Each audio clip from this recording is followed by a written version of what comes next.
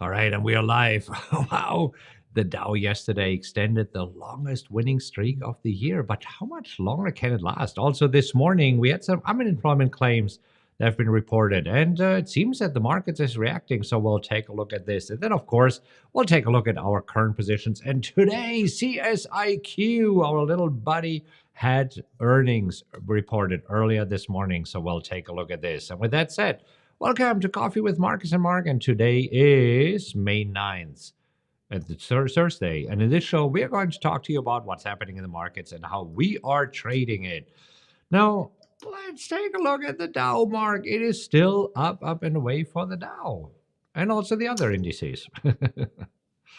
Yeah, and this morning, quiet start to the day, a little bit indecisive, no clear direction, but the Dow sitting on a 6-day win streak, now trying to make it seven. And after the lackluster start, markets are positive. Yeah, if you look at the E-mini futures in overnight trading, I mean, they were actually lower. At first, it looked like we would have a lower start, but then right before the open, they basically clawed back some of the losses. And this is not a big one. I mean, we measured it early. It was what, 0.3% or something like this. So just a quick dip coming back. And then it seems that there are some fireworks today. Yeah, and I mean, quite a move after the open. I mean, the S&P's up 0.3, 0.4%, but coming off of those lows, pretty decent. And it looks like some investors are taking the unemployment claims this week and thinking that's a possible uh, boost for the Fed to maybe cut sooner. Highest claims reading since August. Oh dear Lord. Yeah. And I mean, this is where I must say, like, what the heck? I mean, honestly, I don't know what traders and investors are reading into this. So these unemployment claims, these are the weekly unemployment claims, right? And yes, they're coming in higher than expected. But the main one is the jobs report. However, since the jobs report on Friday came in weaker than expected. This is where, I mean, we heard some Fed members talking this week, Mark, where these Fed members said, well, the full effect of the higher interest rates is yet to come. We know that it is coming. So now the question is it coming? Does this mean winter is coming for the economy? And you'll probably continue to hear the terms soft landing, and that's what the Fed wants, where the economic activity in the U.S. can slow but not create a recession, but the economy can still be strong, and we could get back down to a normal inflation level. But yeah, I mean the unemployment claims, the weekly claims, it's a little tricky because in a normal market environment, these would barely, you know, be a blip on the radar for traders. But now traders are just trying to grab hold of anything. It seems this way. And I mean, looking at the Fed Watch tool, also seeing what's happening there. So this is where we see the probabilities that Fed funds traders are factoring in, and nothing has changed here, Mark. I mean, this has been pretty steady since the unemployment report last Friday has been released. Yeah, yeah. Factoring in two cuts. Factoring in two cuts for the year.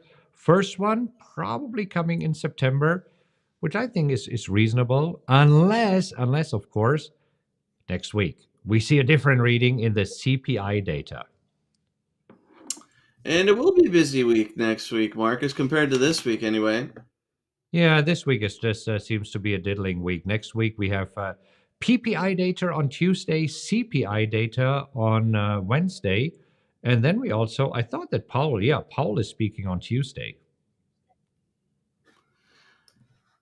Could be something of interest. We'll have to see. Yeah.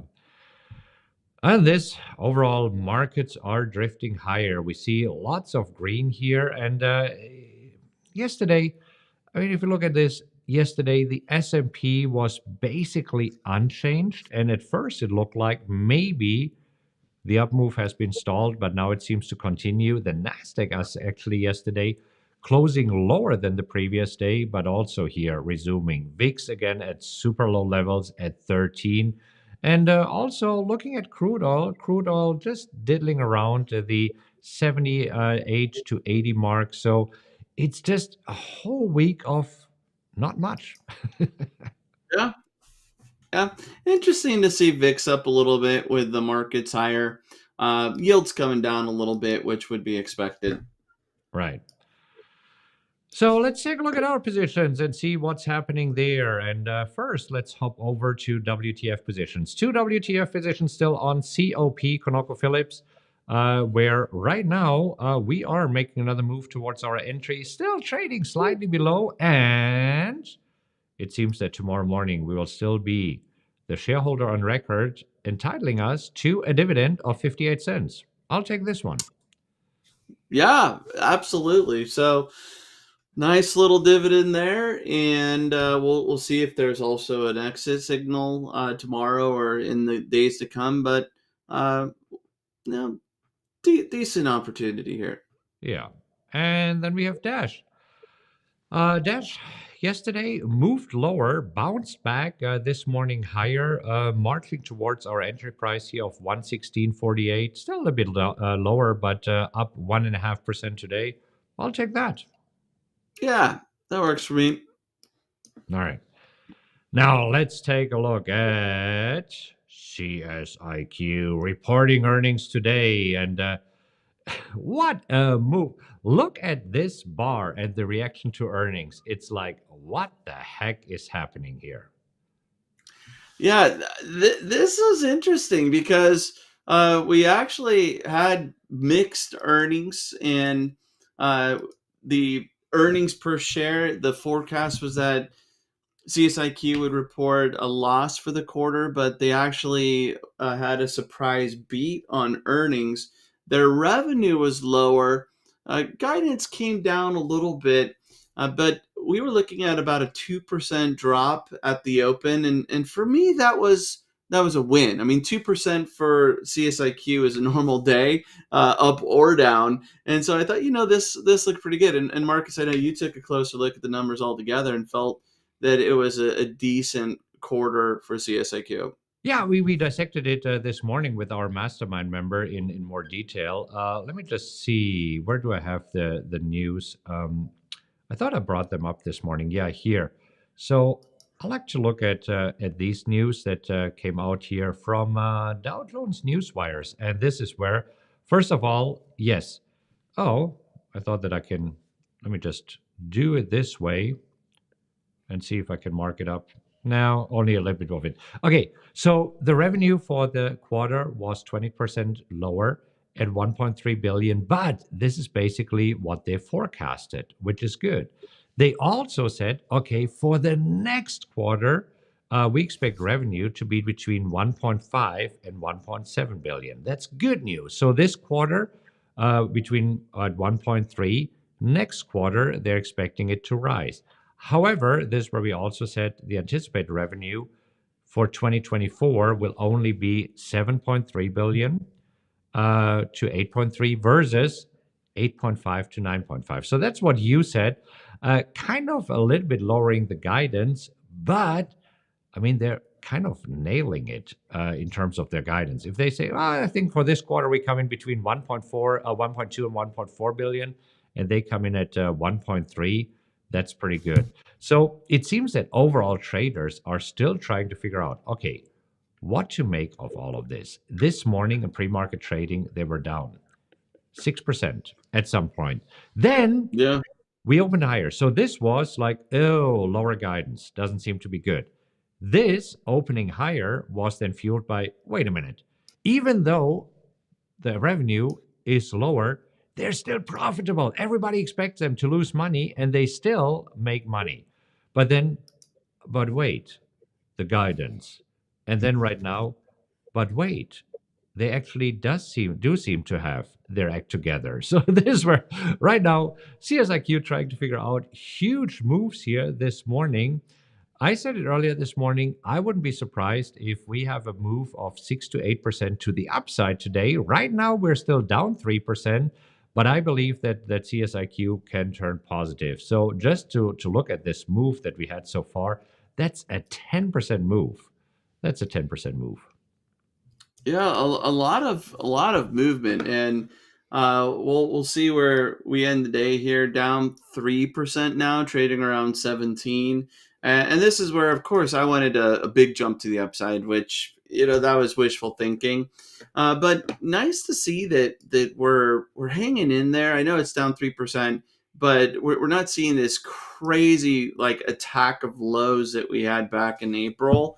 So I'm watching this one. I would love it to continue to move higher on a pullback. I'm considering adding if it gets if it pulls back a little more.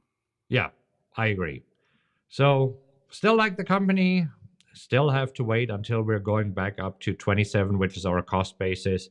But I mean, with earnings out of the way, we'll see. Maybe CSIQ can just continue the up move that we saw here over the past few days. Yeah, All right. NEE, on the other hand, what can stop NEE? So we have our 70 calls expiring tomorrow. I shouldn't call it too early, but I'm calling it. I think we'll get called away. And I don't see us rolling it. I don't think that we have a chance to roll it. And I'm okay with this. I'm okay being done yeah, with it.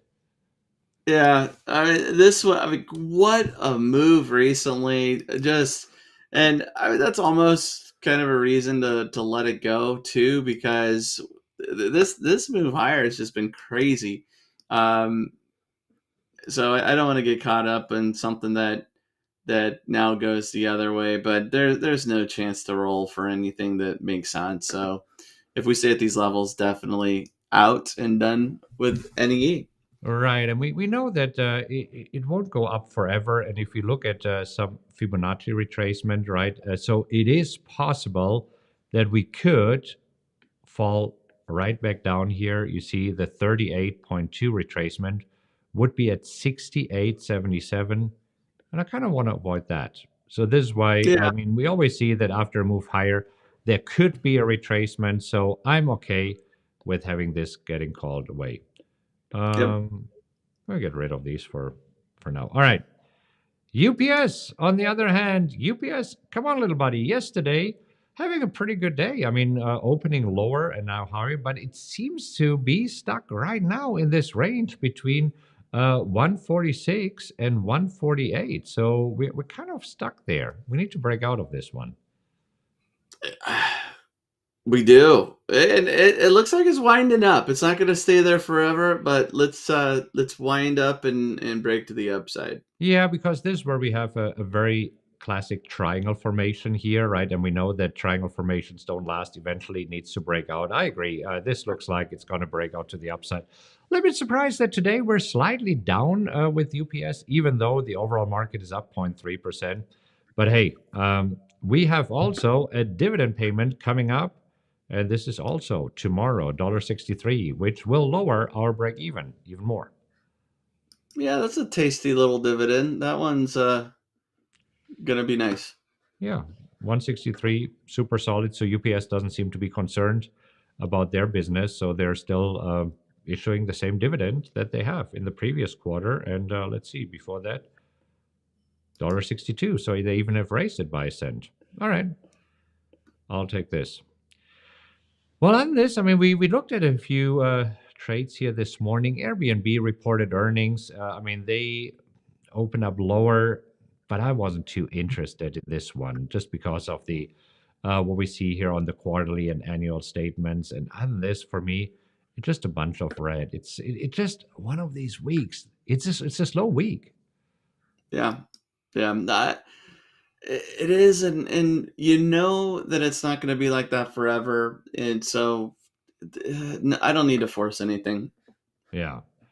And we'll take another look at the markets here to see what the S&P is doing right now, and maybe there's another opportunity. But I mean, Mark, it seems that yesterday we had a close call for our jokes, but I kind of I feel think, that you're still in the lead. So I want to give it another shot today. But do you want to yeah. start? Well, what trader joke do you have for us today? All right. What's the best argument for trading penny stocks?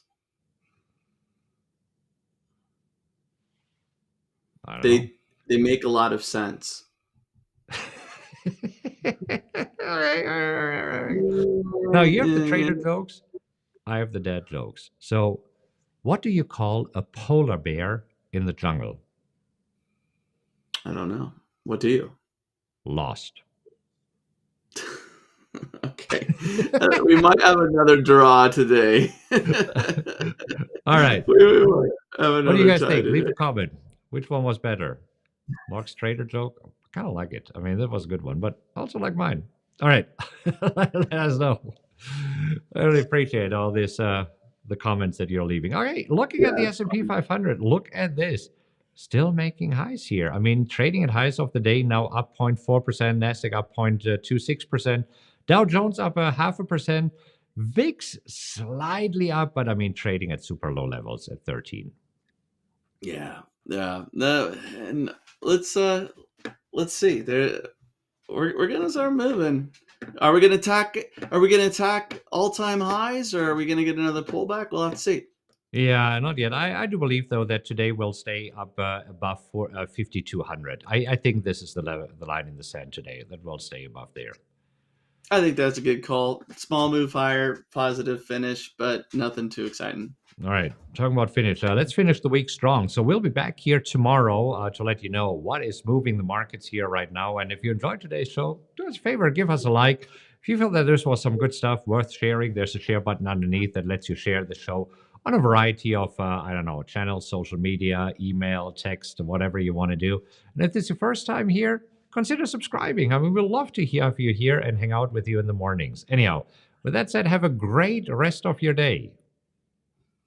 Happy trading, everybody.